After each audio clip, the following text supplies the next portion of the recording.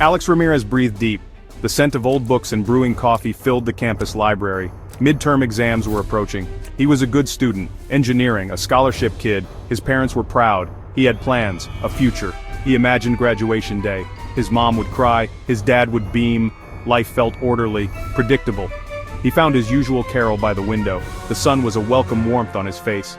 He opened his calculus textbook. Another problem set, another step towards his degree. He had no idea his world was about to break apart. Two men appeared beside his table. They did not look like students or professors. They wore plain, dark suits. One man flashed a badge. So quick, Alex barely saw it. "Alex Ramirez?" the taller one asked. His voice was flat, devoid of emotion. Alex nodded, confused. A knot began to tighten in his stomach. Students nearby stopped their hushed conversations. Heads turned, eyes stared. He felt a flush creep up his neck. What was this, a prank? It didn't feel like a prank. The men's faces were too serious, too grim. "You're under arrest," the second man said. The words hit Alex like a physical blow. Arrest? For what? He tried to speak. No sound came out. His mind raced. This was a mistake. A terrible mistake. They had the wrong person. For the armed robbery of the campus convenience store last Tuesday. Last Tuesday? He was in the physics lab, all afternoon. He remembered it clearly. The cuffs were cold. They clicked shut around his wrists. The sound echoed in the suddenly silent library. He was being led away. Past staring faces, past whispers, a walk of shame. His books lay abandoned on the table. The police car was surprisingly clean, impersonal. The doors shut with a heavy thud.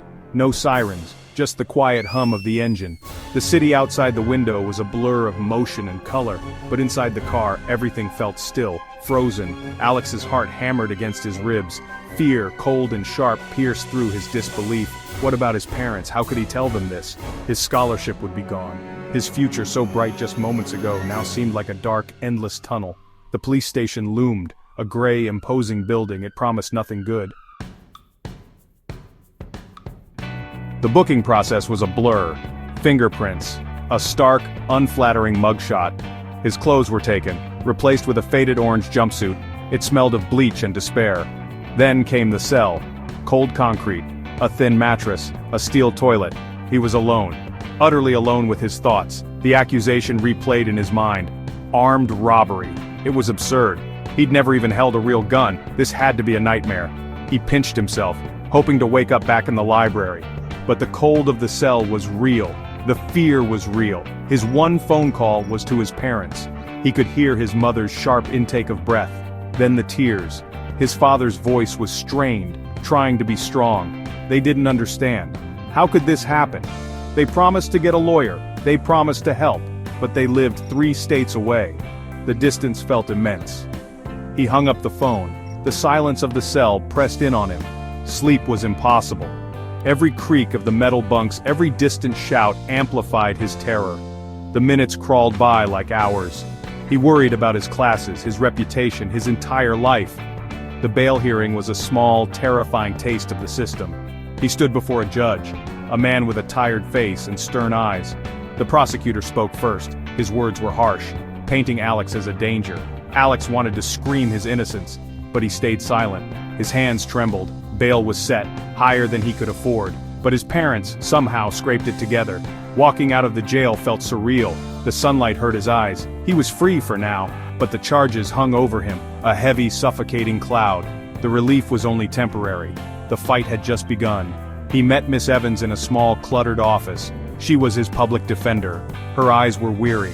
She had too many cases, too little time. But when she spoke, her voice was sharp, intelligent. She listened to his story, really listened. She didn't judge. She explained the charges carefully.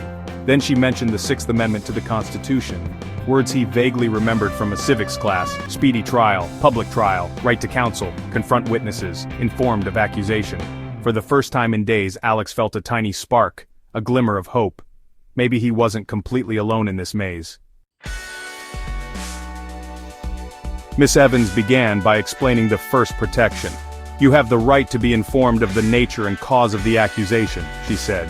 She laid out the state's entire case, the blurry security footage, the shaky eyewitness identification, the timeline they claimed.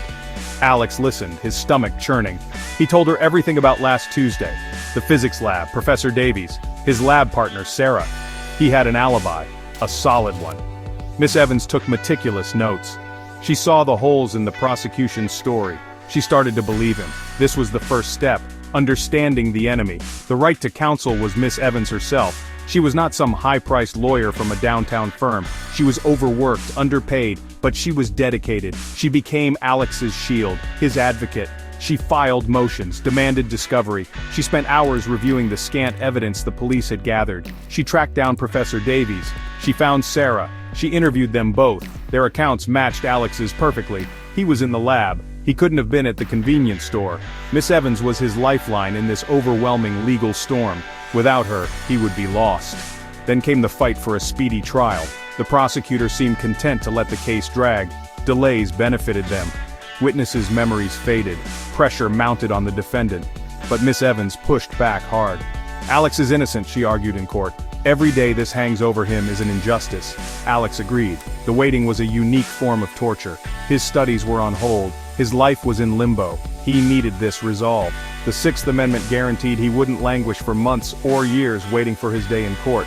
Justice delayed truly felt like justice denied. Preparation for trial became intense. Miss Evans explained the importance of being able to confront witnesses against him. This meant she would cross-examine the prosecution's witnesses, challenge their testimony, expose inconsistencies. She prepped Alex for the possibility of testifying, though she hoped it wouldn't be necessary.